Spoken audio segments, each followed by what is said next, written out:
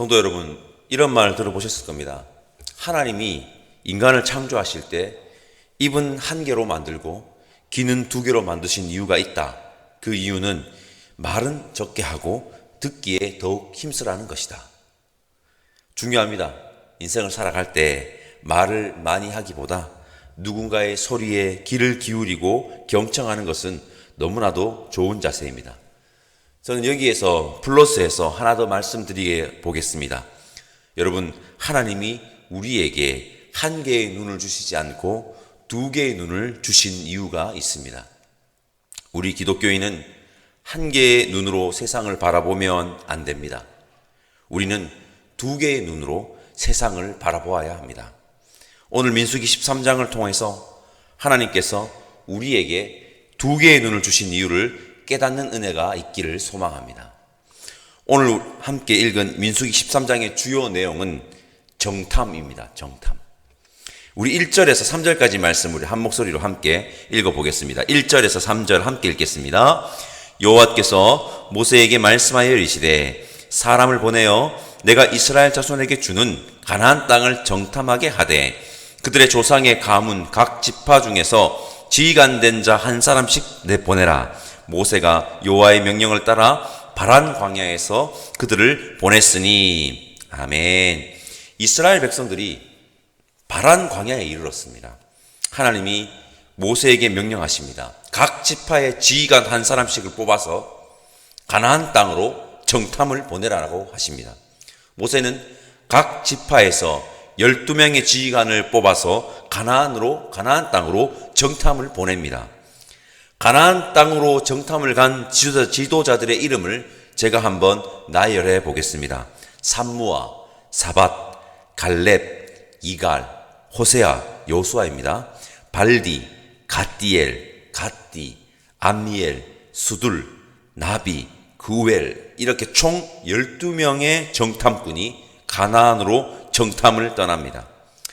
말씀을 준비하면서 가나안으로 정탐을 간 지도자들의 이름의 뜻을 한번 살펴보았습니다. 이름의 뜻도 제가 한번 나열하여 말씀드려 보겠습니다.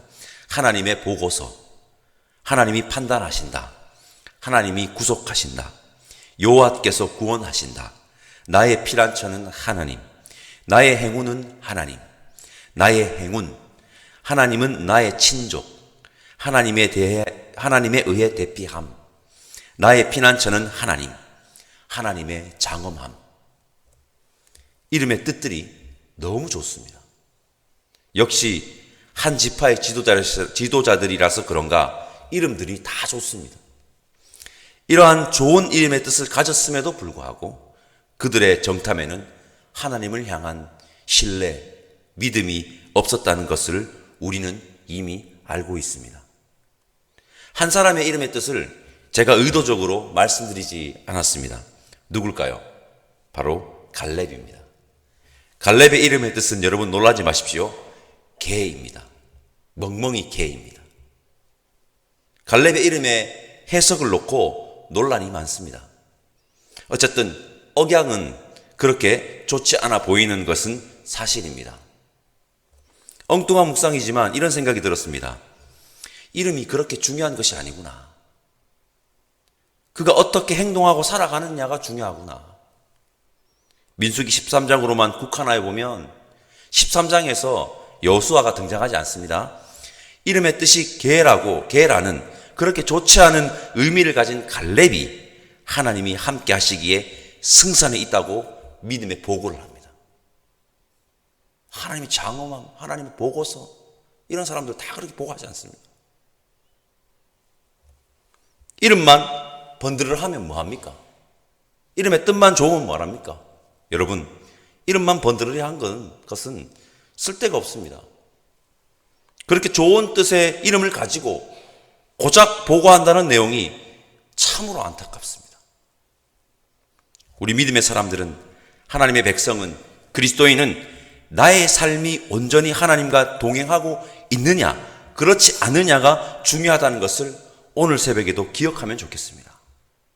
우리 이름만 번들을 한 자들이 아니라, 그리고 말만 번들을 한 자들이 아니라 삶으로 증명하는 자들이 오늘 새벽에 모여 예배드리는 우리들이기를 소망합니다. 우리 민수기 13장 25절 말씀 한 목소리로 읽어볼까요? 25절입니다. 40일 동안 땅을 정탐하기를 마치고 돌아와. 여러분, 40일이 우리에게 말하는 바가 있습니다. 물론 성경에서 40은 의미가 있는 숫자입니다. 완전수죠. 그 의미가 아니더라도 가나안으로 정탐을 갔던 정탐꾼들이 둘러보고 온 지역은 넉넉 잡아서 한 10일 정도면 충분히 돌아보고 오는 거리라고 합니다. 건장한 청년들 아닙니까? 그죠? 가는 사람들이. 그 거리를 40일이 걸렸다는 것은 아주 꼼꼼하게 정탐을 잘했다는 것입니다. 잘 보고 왔다는 것입니다. 진짜로 정탐을 꼼꼼하게 잘한 것입니다. 그리고 잘한 것 같습니다. 우리 26절과 27절 말씀 제가 한번 읽어보겠습니다. 눈으로 따라 읽어주십시오. 바란 광야 가데스에 이르러 모세와 아론과 이스라엘 자손의 온 회중에게 나와 그들에게 보고하고 그 땅에 과일을 보이고 모세에게 말하여 이르되 당신이 우리를 보낸 땅에 간즉 과연 그 땅에 젖과 꿀이 흐르는데 이것은 그 땅의 과일이니이다. 과일도 하나 꺾고 왔습니다. 하나님이 말씀하신 대로 그 땅은 좋고 아주 비옥하다는 것입니다. 26절과 27절의 보고서에 대해서는 12명이 모두 이견이 없습니다. 좋은 땅이라는 겁니다.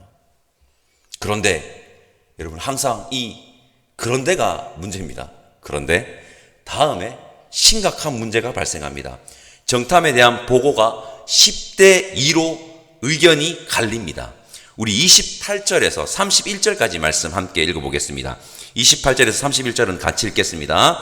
그러나 그 땅 주민은 강하고 성읍은 견고하고 심이 클 뿐 아니라 거기서 아낙 자손을 보았으며 아말렉인은 남반 땅에 거주하고 헷인과 여부스인과 아모르인은 산지에 거주하고 가나안인은 해변과 요단가에 거주하더이다. 갈렙이 모세 앞에서 백성을 조용하게 하고 이르되 우리가 곧 올라가서 그 땅을 취하자 능히 이기리라 하나 그와 함께 올라갔던 사람들은 이르되 우리는 능히 올라가서 그 백성을 치지 못하리라. 그들은 우리보다 강하니라 하고. 꼼꼼하게 잘 봤습니다. 누가 어디서 사는지, 어디에 있는지, 지형이 어떻게 되는지. 10명이 뭐라고 보고합니까? 한마디로 승산이 없다는 겁니다. 땅이 좋기는 한데 거기에 있는 사람들이 워낙 기골이 장대하고 강해 보이는 겁니다. 강해 보이니 우리가 도저히 정복할 수 없다는 것입니다. 오늘 이 본문을 통해서 여러분들에게 말씀드리고 싶은 것이 있습니다. 이 본문을 여러분 긍정의 힘으로 해석하면 절대 안 된다는 것입니다. 이렇게 해석하면 안 됩니다. 왜 매사에 긍정적으로 보지 않고 부정적으로 보느냐. 된다고 해도 될까 말까 한데 할 수 있다 하면 된다. 긍정적으로 사고하는 것이 중요하다. 이렇게 해석해서는 안 된다는 것입니다. 이 본문을. 여러분, 제가 설교를 시작하면서 이런 말씀을 드렸습니다. 하나님께서 우리 인간에게 2개의 눈을 주신 이유가 있다고 말씀드렸습니다. 하나님께서 우리에게 2개의 눈을 주신 이유가 있습니다. 한 개의 눈으로는요, 현실을 제대로 직시하고 또 다른 눈으로는 현실 너머에서 역사하시는 하나님을 바라보라고 하나님이 우리 인간에게 2개의 눈을 주신 것입니다. 강하죠? 강해 보이죠? 근데 그들은 하나님이 더 강합니다. 다시 한번 말씀드리겠습니다. 한 개의 눈으로는 현실을 여러분 제대로 직시하고 또 다른 눈으로는 현실 너머에서 역사하시는 하나님을 바라보라고 하나님이 우리에게 2개의 눈을 주신 것입니다. 오늘 이 이야기의 핵심은 긍정적 사고를 하느냐 부정적 사고를 하느냐 그것이 인생의 승패에 달려있다고 말하는 것이 아닙니다. 하나의 눈으로 세상을 바라보느냐 너희들이 2개의 눈으로 세상을 바라보느냐 거기에 인생의 승패가 달려있다고 말하는 것입니다. 즉 믿음의 눈으로 세상을 바라보느냐가 인생의 승패가 달려있다는 것입니다. 여러분 우리 모두 2개의 눈으로 즉 믿음의 눈으로 세상을 바라보았던 2명의 정탐꾼 갈렙과 여호수아의 믿음을 소유하시기를 간절히 소망합니다. 인간이 아무리 여러분 망각의 동물이라고 해도 여러분 한번 보십시오. 가나안 지역의 주민이 아무리 강하다고 해도 당대에 가장 강력했던 초강대국 애굽의 군대만큼 강합니까? 그들은 초강대국 군대가 하나님의 역사로 홍해에 수장되는 것을 보지 않았습니까? 그들은 왜 믿음의 역사를 망각했습니까? 그들은 한 개의 눈만 가진 외눈박이였기 때문입니다. 외눈박이로 세상을 바라보면 자신을 어떻게 인식하느냐? 우리 33절 말씀, 32절과 33절 말씀 우리 함께 읽어보도록 하겠습니다. 32절과 33절인데요. 요즘 친구들 말로 노답입니다. 노답. 함께 읽겠습니다. 이스라엘 자손 앞에서 그 정탐한 땅을 악평하여 이르되 우리가 두루 다니며 정탐한 땅은 그 거주민을 삼키는 땅이요 거기서 본 모든 백성은 신장이 장대한 자들이며 거기서 네피림 후손인 아낙 자손의 거인들을 보았나니 우리는 스스로 보기에도 메뚜기 같으니 그들이 보기에도 그와 같을 것이니라. 외눈박이로 세상을 바라보면 자신을 메뚜기로 인식합니다. 자신을 메뚜기로 인식하면 자신의 정체성을 극복하기 위해 온갖 수단을 동원하여 그 자리에서 메뚜기처럼 폴짝폴짝 뛰면서 발버둥 쳐보던가, 아니면 어느 사람이 힘이 있는지 막 살피고 어떤 사람에게 붙어야 살 수 있는지 관심을 가지고 메뚜기처럼 여기로 폴짝 저기로 폴짝 뛰어다닌다는가, 둘 중에 하나를 해야 합니다. 성경은 그것이 믿음의 삶이 아니라고 계속해서 말합니다. 믿음의 삶은 오직 하나님만 전적으로 의지하는 것이 믿음의 삶이라고 말합니다. 현재 우리 교회 수요 찬양 예배 때 열왕기 강해를 하고 있는데 목사님께서 성경에 나온 이스라엘 역사를 보십시오.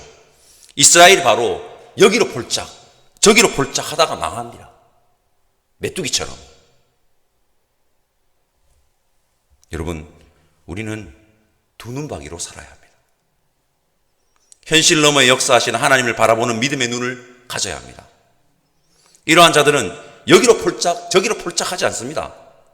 묵묵히 그냥 하나님만 바라보고 현실을 헤쳐나가게 되어 있습니다. 지피지기면 백전백승이라는 말이 있습니다. 현실을 냉철하게 판단하고 바라보는 거 중요합니다. 그러나 우리에게 그것보다 더 중요한 것이 있으니 하나님을 제대로 알고 하나님을 바라보고 하나님만 의지하는 것입니다. 다른 답이 없습니다. 우리에게는. 오늘 여러분들에게 이 질문을 드리고 설교를 마무리할까 합니다. 외눈박이로 세상을 바라보는 메뚜기로 사시겠습니까? 아니면 두 눈박이로 세상을 바라보며 세상 앞에 당당한 하나님의 군사로 사시겠습니까? 간절히 바랍니다. 우리 모두는 이 세상을 섬기고 그리고 이길 두 눈박이로 세상을 바라보는 하나님의 군사로 살아가는 저와 여러분들 되시기를 바랍니다. 우리 두 눈박이로 세상을 바라보며 살아갑시다. 한 개의 눈으로는 이것도 중요합니다. 여러분, 현실을 제대로 직시하고, 그들 잘 보고했습니다. 잘 봤습니다. 현실을 직시하고, 또 다른 한 개의 눈으로는 현실 너머에서 역사하시는 하나님을 바라보며 광야 같은 인생을 살아가는 저와 여러분들 되시기를 다시 한번 간절히 소망합니다. 그렇게 살아가는 여러분들을 통해 하나님 나라가 확장되어 나갈 것입니다. 기도하겠습니다. 하나님, 감사합니다. 우리가 광야 같은 인생길을 걸을 때 외눈박이로 살아가는 자들이 아닌 두 눈박이로 살아가는 자들, 믿음으로 세상을 바라보는 자들 될 수 있게 인도하여 주옵소서. 하나의 눈으로는 현실을 제대로 직시하고 또 다른 눈으로는 현실 너머에서 역사하시는 하나님을 바라봄으로 하나님의 역사를 절대 망각하지 않고 하나님의 크심을 세상에 당당히 선언하며 살아가는, 세상을 섬기고 세상을 이길 하나님의 군사들이 여기에 모여 예배드리는 우리 모두이기를 소망하오니 성령 하나님 인도하여 주옵소서. 그렇게 세상 앞에 당당하게 선 우리들을 통해 이 땅에 하나님의 나라가 온전히 증거되게 하옵시며 감사드립니다. 예수님의 이름으로 기도드립니다. 아멘. 하늘에 계신 우리 아버지, 아버지의 이름을 거룩하게 하시며 아버지의 나라가 오게 하시며 아버지의 뜻이 하늘에서와 같이 땅에서도 이루어지게 하소서. 오늘 우리에게 일용할 양식을 주시고 우리가 우리에게 잘못한 사람을 용서하여 준 것 같이 우리 죄를 용서하여 주시고 우리를 시험에 빠지지 않게 하시고 악에서 구하소서. 나라와 권능과 영광이 영원히 아버지의 것입니다. 아멘.